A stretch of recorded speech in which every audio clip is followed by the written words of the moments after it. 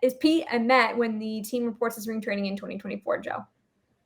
Yes, I think Pete Alonso is a Met. I think he's been in all of their public statements about next year's team, and I think they were probably just doing due diligence and taking phone calls. If someone calls, you listen, but I expect Pete Alonso to be with the Mets in 2024.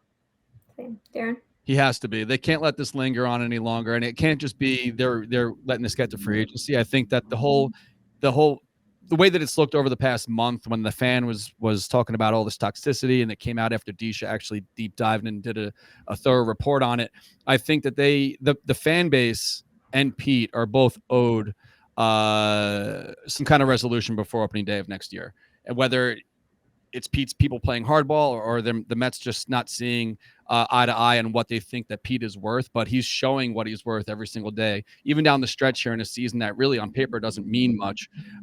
He's doing his job, and I think they have to lock him up before spring training next year. I think that the fans are going to be very upset if they don't, and they can't let this linger on until free agency. They have to lock it up.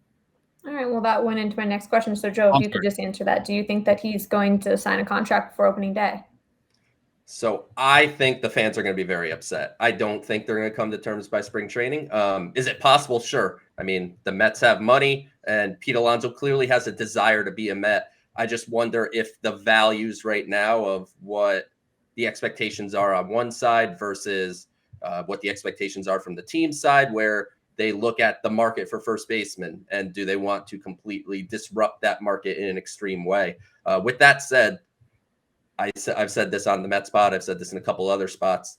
If Aaron Judge can go to free agency and return to the Yankees, I think Pete Alonso can go to free agency and return to the Mets, because that's another thing too. I think a lot of people would look at it like he goes to free agency, he's gone.